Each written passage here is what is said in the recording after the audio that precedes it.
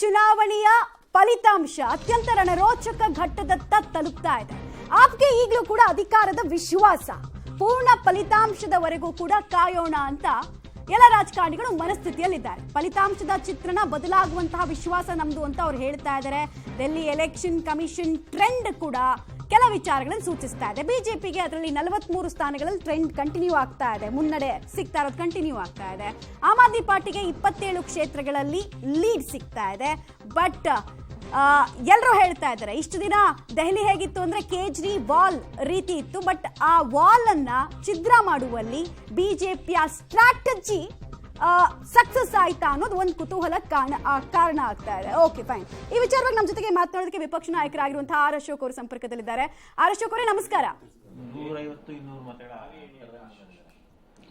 ನಮಸ್ತೆ ಮೇಡಮ್, ಹೇಳಿ. Delhi election trend ಅನ್ನ ತಾವು ಗಮನಿಸ್ತಾ ಇದ್ದೀರಾ ಅಂತ ಅನ್ಕೊಳ್ತೀನಿ. ತಮಗಂತೂ ಶುಭ ಶಕುನ, ಆರಂಭಿಕ ಹಂತದಿಂದ ಕೂಡ ಹಾಗೆ ಕಂಟಿನ್ಯೂ ಆಗ್ತಾ ಇದೆ. ಏನ್ ಹೇಳ್ತೀರಿ ಅಂತ ನಿರೀಕ್ಷೆ ಮಾಡಿದ್ರಾ ಈ ರಿಸಲ್ಟ್ ಅನ್ನ?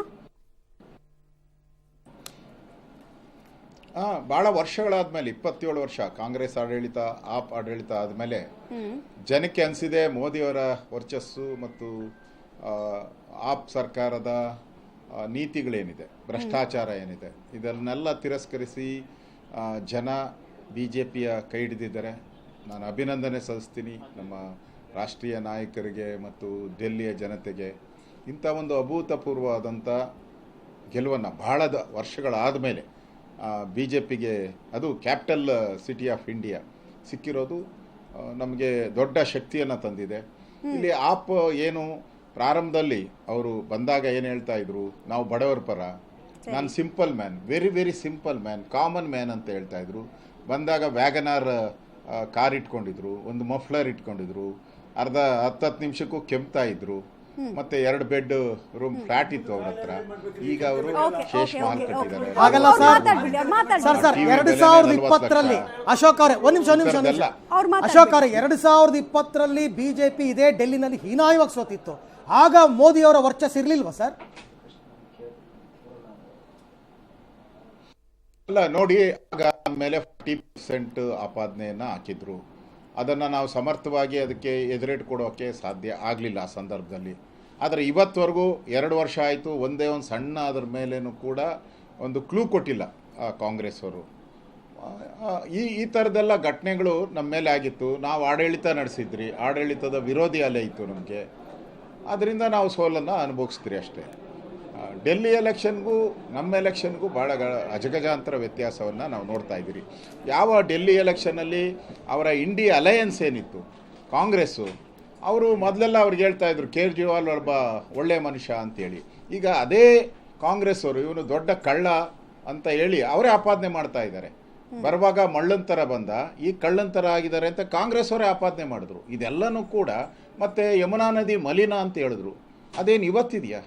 1000 ವರ್ಷದಿಂದ ಹರಿತಾ ಇರೋವಂಥ ನದಿ ಅದು, ಅದನ್ನು ಮಲಿನ ಅಂತ ಹೇಳಿದ್ರು. ಶುದ್ಧಿ ಮಾಡಬೇಕಾಗಿರೋದು ಡೆಲ್ಲಿ ಗೌರ್ಮೆಂಟ್ ಅವರು, ಅದನ್ನು ಮಲಿನ ಅಂತ ಹೇಳಿದ್ರು. ಮತ್ತು ಈ ಥರದ ಮುಖ್ಯಮಂತ್ರಿಯಾಗಿ ಜೈಲಲ್ಲಿ ಇದ್ದುಕೊಂಡು ರಾಜೀನಾಮೆ ಕೊಡದೆ 2 ತಿಂಗಳ ಆಡಳಿತ ಪೂರ್ತಿ ಸ್ಥಗಿತ ಆಗೋಯಿತು. ಇವೆಲ್ಲನೂ ಕೂಡ ಸಂವಿಧಾನದತ್ವವಾಗಿ ಅದಕ್ಕೆ ಅವಕಾಶ ಇದೆ. ಆರ್ ಅಶೋಕ್ ಅವರು, ಈಗ ಈ ನಂಬರ್ಸ್ ರಿಫ್ಲೆಕ್ಟ್ ಆಗೋದಕ್ಕೆ ಓಕೆ, ಸಂವಿಧಾನದತ್ವವಾಗಿ ಅದಕ್ಕೆ ಅವಕಾಶ ಇದೆ. ಅದರಲ್ಲಿ ಯಾವುದು ಕೂಡ ನಾವು ಯೋಚನೆ ಮಾಡಬೇಕಾಗಿರುವಂತಹ ಅಂಶನೂ ಅಲ್ಲ, ಅಥವಾ ಅದನ್ನು ಎತ್ತಬೇಕಾಗಿರುವಂತಹ ಅಂಶನೂ ಅಲ್ಲ. ಎರಡನೇ ಪ್ರಶ್ನೆ ನಂದು, ಈ ನಂಬರ್ಸ್ ರಿಫ್ಲೆಕ್ಟ್ ಆಗ್ತಾ ಇದೆಯಲ್ಲ, ಆ ನಂಬರ್ಸ್ ರಿಫ್ಲೆಕ್ಟ್ ಆಗೋದಕ್ಕೆ ಬಿಜೆಪಿಗೆ ವರವಾದಂತಹ ಅಂಶಗಳು ಏನು ತಾವು ನೋಡ್ದಂಗೆ ಅಂತ?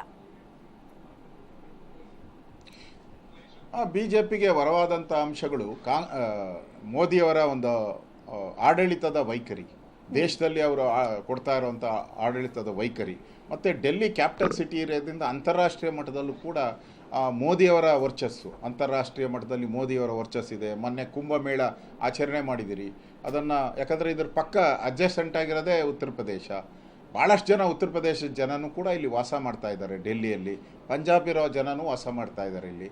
ಅದರಿಂದ ಅದು ಕೂಡ ಒಂದು ದೊಡ್ಡ ಪ್ರಭಾವವನ್ನು ಬೀರಿದೆ. ಇಲ್ಲಿ ನೋಡ್ತಾ ಇದ್ದೀರಿ ನಾವು, ಎಲ್ಲ ಮುಸ್ಲಿಮರು ಕೂಡ BJPಗೆ ವೋಟ್ ಮಾಡಿದ್ದಾರೆ. ಯಾಕೆಂದರೆ ಕೇಜ್ರಿವಾಲ್ ಏನು ಮಾತು ಕೊಟ್ಟಿದ್ದು, ಆ ಮಾತನ್ನು ತಪ್ಪಿ ನಡೆದಿದ್ದರಿಂದ ಇವತ್ತು ಮುಸ್ಲಿಂ ಮತದಾರರು ಇರ್ಬೋದು, ಎಲ್ಲ ಜಾತಿ ಜನಾಂಗದವರು ಕೂಡ BJPಯ ಕೈ ಹಿಡಿದಿದ್ದಾರೆ ಅಂತೇಳಿ ಸ್ಪಷ್ಟವಾಗಿ ಈಗ ಅರವಿಂದ್ ಕೇಜ್ರಿವಾಲನೇ ಮುಖ್ಯಮಂತ್ರಿನೇ ಅಲ್ಲಿ ಆಯ್ತು, ಹಿನ್ನಡೆಯನ್ನ ಅರವಿಂದ್ ಕೇಜ್ರಿವಾಲ್ ಸಾಧಿಸ್ತಾ ಅವರು ಇದ್ದಾರೆ ನಿಮ್ಮ ಅಂದ್ರೆ ಪ್ರಕಾರ ಭ್ರಷ್ಟ ಕೇಜ್ರಿವಾಲ್ ರಾಜಕಾರಣಿ ಮೇಲೆ ಎಷ್ಟು ಎಲ್ಲ ಕೋಪ ಇದೆ ಅಂತ ಒಪ್ಕೊಳ್ಳೋಣ ಅರ್ಥ ಸರ್. ಆಗ್ತದೆ. Okay point taken. ಈಗ ಅರವಿಂದ್ ಕೇಜ್ರಿವಾಲ್ ಅವರು ನಿಮ್ಮ ಪ್ರಕಾರ, ನಿಮ್ಮ ಪಕ್ಷದ ಪ್ರಕಾರ ಭ್ರಷ್ಟ ರಾಜಕಾರಣಿ ಸರಿ.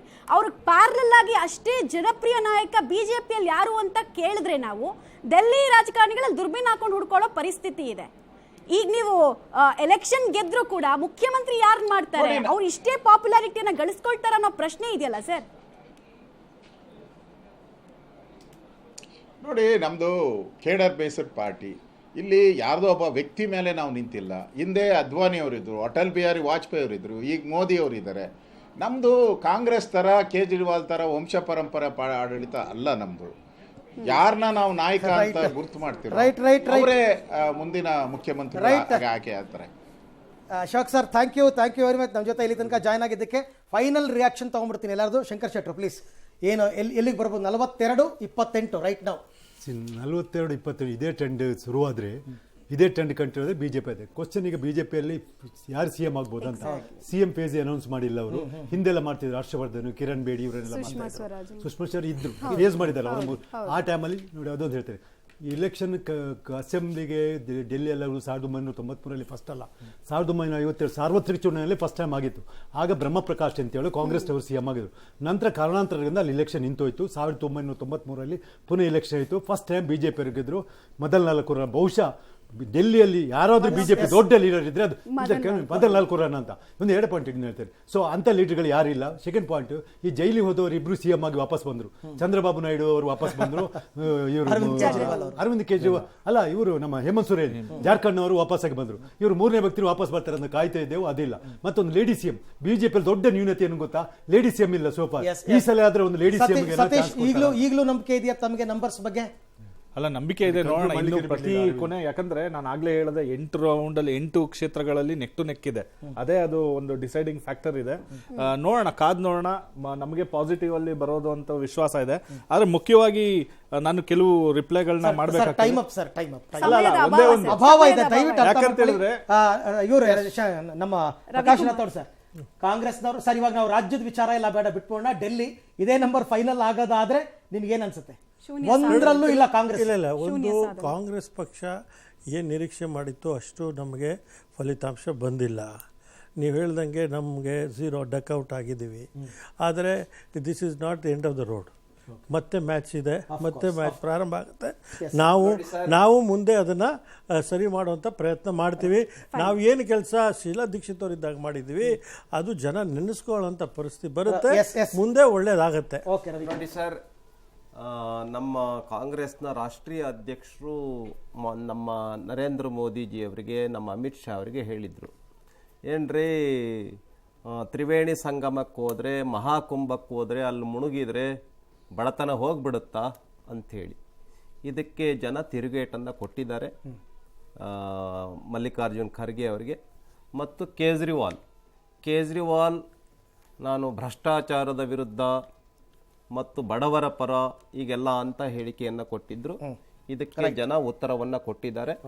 ಮತ್ತು ನರೇಂದ್ರ ಮೋದಿಜಿ ಬಡವರ ಪರ, ಮಧ್ಯಮ ವರ್ಗದ ಪರ ಮತ್ತು ಇಡೀ ದೇಶದಲ್ಲಿ ಅಭಿವೃದ್ಧಿ ಪರ ಅಂತಕ್ಕಂಥದ್ದು ದೆಹಲಿ ಚುನಾವಣೆ ಪ್ರೂವ್ ಆಗಿದೆ. Ravikumar sir, Prakash sir, thank you very much. Shankar Shettar, ತಮಗೂ ಕೂಡ ಧನ್ಯವಾದ ಸತೀಶ್ ಅವರೇ. ಸೊ ಈಗ ಈ ಕ್ಷಣಕ್ಕೆ ಎಲ್ಲ ಗೆಸ್ಟ್ಗಳನ್ನ ನಾನು ಬೀಳ್ಕೊಡ್ತಾ ಇದ್ದೀನಿ. ಈಗಿರೋ ಟ್ರೆಂಡ್ 42-28 ಬಿಜೆಪಿ ಮತ್ತು ಆಮ್ ಆದ್ಮಿ ನಡುವೆ ಫೈಟ್ ನಡೀತಾ ಇದೆ. ಮುಂದೆ ಇದು ಯಾವ ರೀತಿ ಬದಲಾವಣೆ ಆಗುತ್ತೆ ಅಂತ ಹೇಳ್ತಾ ಹೋಗ್ತೀನಿ.